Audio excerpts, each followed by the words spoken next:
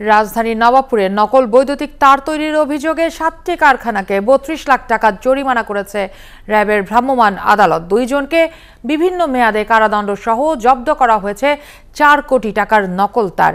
নামি দামি কোম্পানির মোড়কে নিম্নমানের এসব তার বাজারজাত করা হচ্ছে সারা দেশে। আরও জানাচ্ছেন সাজিদ হিটলার। বিআরবি, বিএসবি এবং বিজলি সহ বিভিন্ন কোম্পানির তার তৈরি হয় এসব কারখানা থেকেই। চিত্রটি রাজধানীর নবাবপুরের জাকির মার্কেটের 5ম তলার। নবাবপুরের প্রায় প্রতিটি ইলেকট্রিক মার্কেটেই গড়ে উঠেছে এরকম নকল তার তৈরির কারখানা।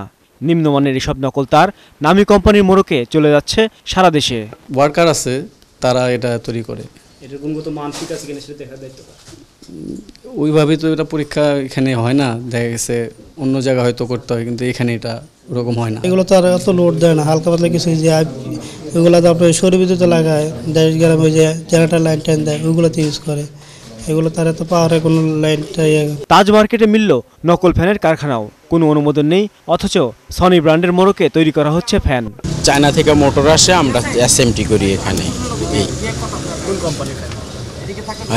আমাদের এমনি ব্র্যান্ড সনি স্টার গোল্ড, আমরা সনি নামে বানাইছি। সোমবার রাতে এসব কারখানায় হানা দেয় র্যাবের ভ্রাম্যমাণ আদালত। জব্দ করা হয় 4 কোটি টাকার নকল তার, জেল দেওয়া হয় 2 জনকে, আর 7টি কারখানা বন্ধ করে জরিমানা করা হয় 32 লাখ টাকা। এই তারগুলি একটা অসুবিধা হচ্ছে যে এগুলি অরিজিনাল তারে কপার থাকে 99.9%, এবং সেগুলির থেকে যে আগুন শর্ট সার্কিটে যে আগুন লাগেও একটা ডিস্টেন্সে পরে সে অফ হয়ে যাবে।